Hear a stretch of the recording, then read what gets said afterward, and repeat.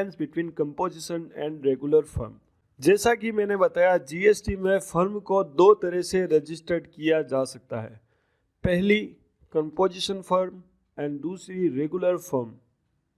अब इन दोनों फर्म में क्या फ़र्क होता है ये जानते हैं। सबसे पहले बात करते हैं टर्नओवर लिमिट की।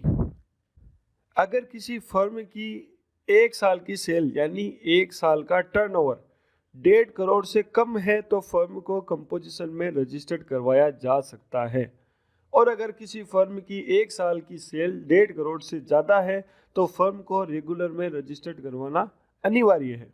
दूसरा पॉइंट, ऑप्शनल रजिस्ट्रेशन। अगर फर्म की एक साल की सेल 1.5 करोड़ से कम है तो प्रोपराइटर चाहे तो भी रेगुलर में फर्म को रजिस्ट्रेशन करवा सकता है। रेगुलर फर्म के लिए कोई ऑप्शनल रजिस्ट्रेशन नहीं है। मान लो किसी ने ये सोच के कंपोजिशन में फर्म रजिस्टर्ड करवाई थी कि उसकी एक साल की सेल 1.5 करोड़ से कम ही होगी और 1.5 करोड़ से ऊपर चली गई तो कंपोजिशन फर्म को रेगुलर करवाना अनिवार्य है। लेते हैं अगला point, GST return. Composition firm को क्वार्टरली रिटर्न यानी 3 महीने में केवल एक बार रिटर्न लगाना पड़ता है, जिसे CMP08 रिटर्न कहते हैं, और रेगुलर फर्म को हर महीने एक रिटर्न लगाना पड़ता है जिसे GSTR 3B रिटर्न कहते हैं। अगला पॉइंट देखते हैं। अगला पॉइंट हमारा applicable of tax rate. Composition firm में परचेज पर लगने वाली जीएसटी की इनपुट नहीं ली जा सकती और ना ही सेल पर जीएसटी लगाया जा सकता है। यानी परचेज में जो टैक्स हमने सरकार को पे कर दिया उसको कस्टमर से भी वापस नहीं लिया जा सकता।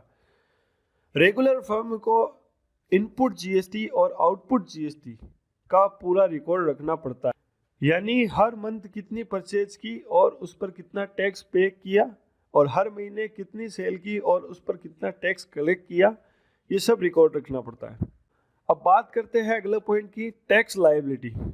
कंपोजिशन फर्म हर 3 महीने में जितना सेल करती है उसको रिटर्न के साथ सेल का 1% टैक्स पे करना पड़ता है। फॉर एग्जाम्पल 3 महीने में 2.5 लाख रुपए की सेल हुई तो 2.5 लाख रुपए का 1% यानी 2500 रुपये सरकार को पे करना पड़ता है। और रेगुलर फर्म में GSTR 3B रिटर्न के अकॉर्डिंग अगर टैक्स पेबल बनता है तो टैक्स पे करना है, नहीं तो नहीं करना।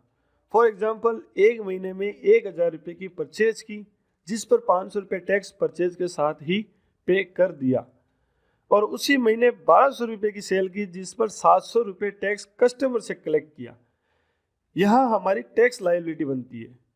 बाकी का बैलेंस यानी 700 रुपये हमने टैक्स कलेक्ट किया और 500 रुपये हम ऑलरेडी पे कर चुके, 700 माइनस 500 जो 200 रुपये हमने कस्टमर से एक्स्ट्रा कलेक्ट किए हैं वो सरकार को पे करना है। और अगर यही मान लो हमारी सेल 1200 रुपये ना होकर के 800 रुपये ही हुई और कस्टमर से टैक्स हमने 300 रुपये ही कलेक्ट किया, तो अब भी 200 रुपये हमारे सरकार के पास एक्स्ट्रा डिपॉजिट रहेंगे, टैक्स पेड करने की जरूरत नहीं है।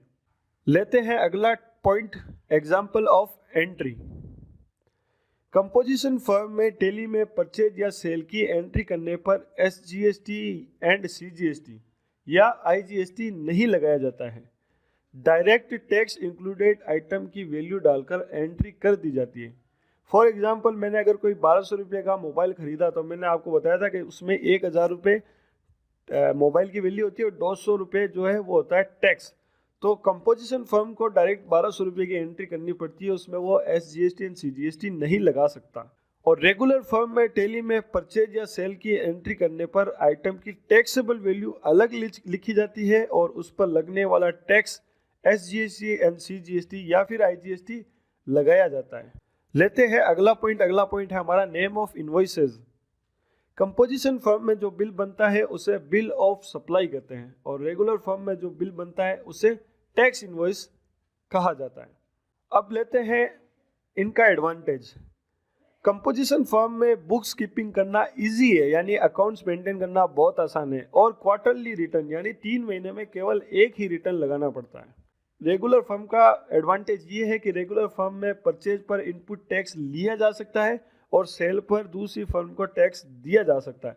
यानी अगर कोई रेगुलर कस्टमर जिसकी एक रेगुलर फर्म है वो हमसे एक इनपुट का बिल मांग ले या इनवॉइस मांग ले जिसमें टैक्स लगा हुआ, तो वो बिल हम कस्टमर को दे सकते हैं।